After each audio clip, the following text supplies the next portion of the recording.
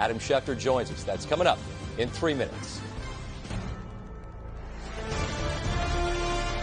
ESPN thanks you for watching this presentation of the National Football League. Who's on it with Jardiance? We're 25 million prescriptions strong. We're managing type 2 diabetes and heart risk. We're working up a sweat before coffee. And saying no thanks to a Boston cream. Jardiance is a once-daily pill that can reduce the risk of cardiovascular death for adults who also have known heart disease, so it could help save your life from a heart attack or stroke.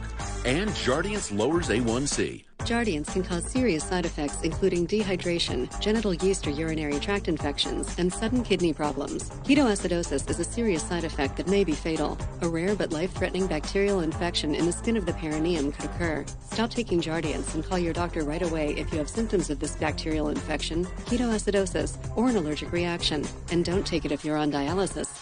Taking Jardiance with the sulfonylurea or insulin may cause low blood sugar. Lower A1C and lower risk of a fatal heart attack? We're on it. We're on it. With Jardiance. Ask your doctor about Jardiance. FIFA 22 with rated everyone. Oh my goodness me! Simply out of this world! There's something I want to ask you. It's a little soon. The new iPhone 13 Pro is here. What do you say? Switch to T-Mobile with me? Yes. Fall in love with iPhone. Now new and existing customers can get the powerful new iPhone on us. Hey, you! Domino's is giving away $50 million in surprise frees. A whole pizza? Yes. Other delivery apps add surprise fees. It's not cheap. At Domino's, we're giving out surprise frees instead. Surprise freeze! Surprise what? Freeze with an R. When you order delivery online, you could be surprised with free lava cakes, free stuffed cheesy bread, free pizza, or more. Yes! Check the Domino's tracker to find out. Where are you going to have pizza next time? Domino's! That's what I love to hear. Sunday, thank you for the love you brought my way. You gave to me your all and all. Now I feel it 10 feet tall. Sunny one, so I love you.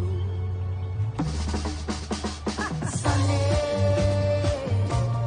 thank you for the smile up on your face. 6G. Network.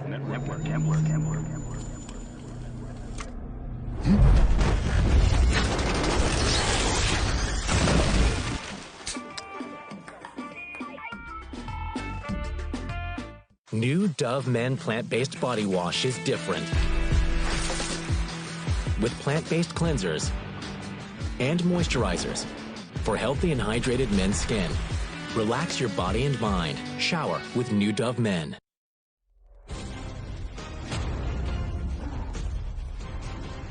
Welcome to the Monday night postgame show. Incredible game between the Ravens and the team that once called Baltimore home, the Colts. Baltimore completes a remarkable comeback, down at one point 22-3. Amazing performance from the AFC North leaders. They are now 4-1. We'll get Ryan Clark's breakdown on the turning point of the game. Hear from the coaches and the players as well. Gutting loss for the Colts, who were spectacular for a lot of it.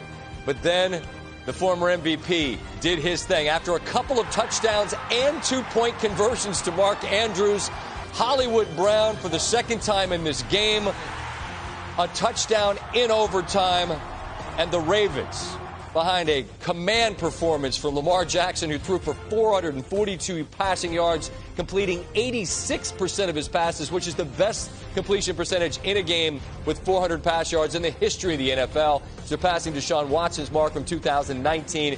That's out of over 300 occasions where a player has thrown for 400 in a game in the history of the NFL. Louis Riddick, Brian Griese, standing by to join us. And Louis, you'll understand if I defer to my quarterback first here, because I'm trying to figure out, Griese, how this Ravens team that was, frankly, pretty lethargic, kind of lifeless, down 22-3, seemed to find a gear, push a button, something. What happened?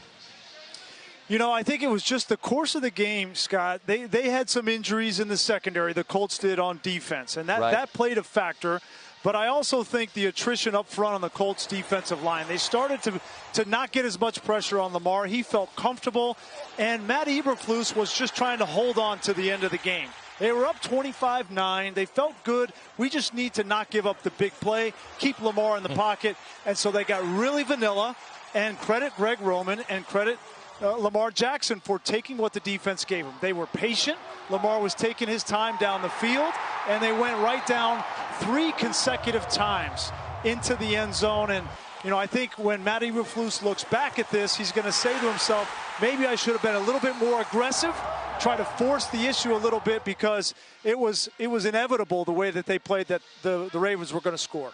Lewis, I've heard it said that fatigue makes cowards of us all, and you alluded to it, that Colt defense had been on the field a great deal, and it felt like it was going to take something Herculean to keep the Ravens out of the end zone in overtime, and they weren't able to do it. How would you describe what the level of fatigue is like in a moment like that for a defense? Well, in particular, when a team ups the tempo on you like that, and you know that they're going to continue to strike faster and faster and faster, and you just don't have the bodies really to kind of make up for it. And if you're trying to rotate defensive linemen in there, you're down one of your best pass rushers in Kwity Paye, who's not even in this game. You're losing people in the back end as far as the corner situation is concerned. So now, if you don't have the front to rush, you don't have really the bodies to cover in man-to-man. Now, as Matt Eberflus, the defensive coordinator, you're going, okay, what's the best course of action here? Right. Bend but don't break? Because if I sell the farm, they're just going to throw it over our head because we're not good enough on the outside. It's the worst possible scenario against a guy like Lamar Jackson, who right now is playing out of his mind. He's in that quarterback matrix now, along with Dak and along with Aaron Rodgers and all these other guys who just go, hey, look, if you force me to throw it, then I'm just going to go ahead and dice you up. And it's fun to watch, not if you're a Colts fan, though. I enjoyed it. Of course you did. The quarterback enjoyed it. Listen, I'll own this now.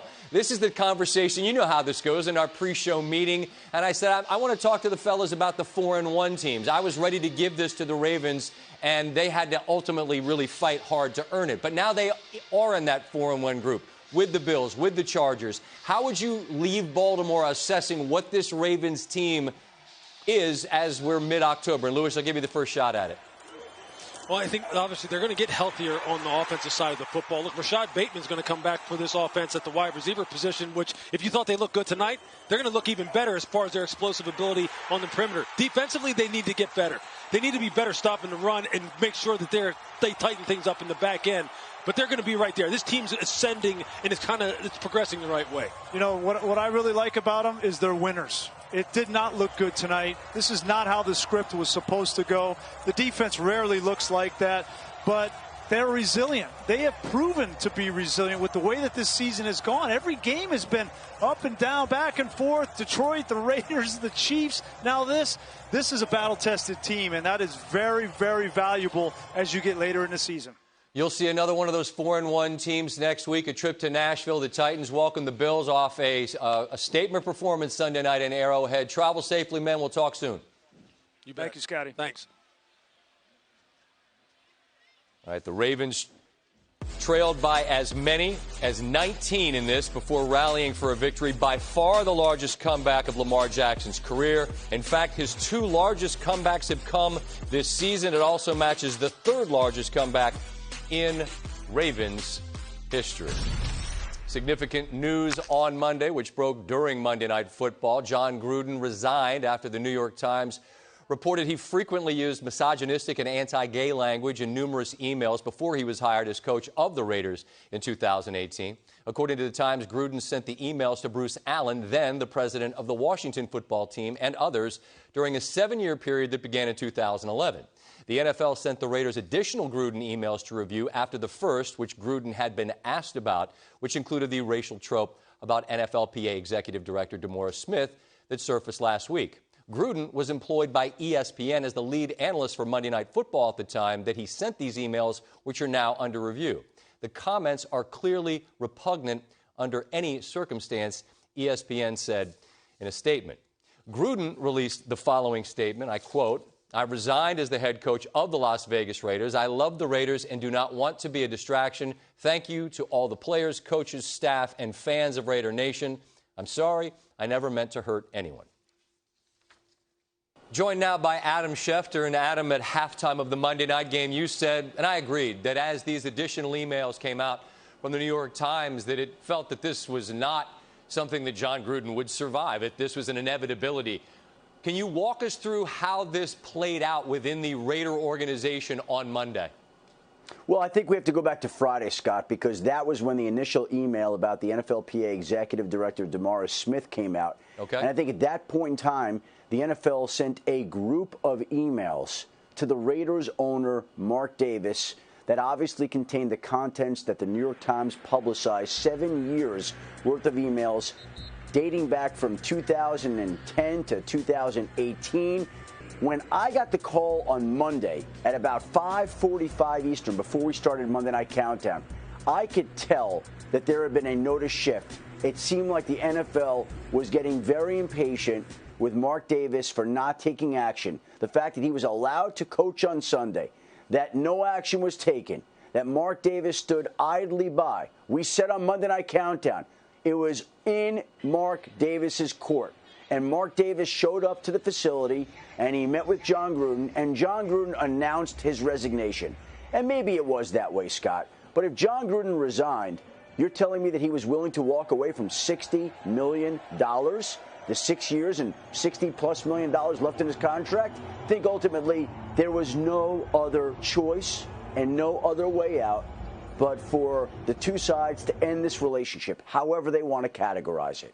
Resignation, fired, parted ways, out. John Gruden's out as the head coach, and he essentially was let go during Monday Night Football, ironically enough. And probably that is the end to what at one point was a storied NFL career as a Super Bowl winning coach, a famed Monday Night Football broadcaster, the man that led the Raiders into Las Vegas, a great football career ending in this way. And I think it had to be very hard for Mark Davis because he still loves John Gruden like his son, and this was not something he wanted to do. But clearly there were people affiliated with the National Football League and in the National Football League offices who wanted action taken, and they felt it should have been taken long before Monday night. Week 1, Monday Night Football, the Raiders beat the Ravens in overtime. Week 5, the Ravens are in overtime playing a game, and Gruden is out as the Raiders coach. It was a remarkable and amazing turn of events, and clearly from the NFL's point of view, it didn't happen as quickly as they might have wanted, but it has on Monday night. Well, I will say this also, Scott. During the pregame show, Monday Night Countdown, Booger McFarland made a great point. The NFL, which basically has plastered end racism in all of its end zones, on helmets, all of those things, Black Lives Matter, there have been so many efforts made to try to advance that cause. And to have John Gruden come out and use racist terms, racist tropes along the way was offensive to so many people. And it was a setback. And it was something that the league did not want to tolerate. And it really stood opposite of some of the values that the league has espoused here in recent times. So, John Gruden is now out. Adam Schefter, we appreciate your time. Thank you. Thank you, Scott.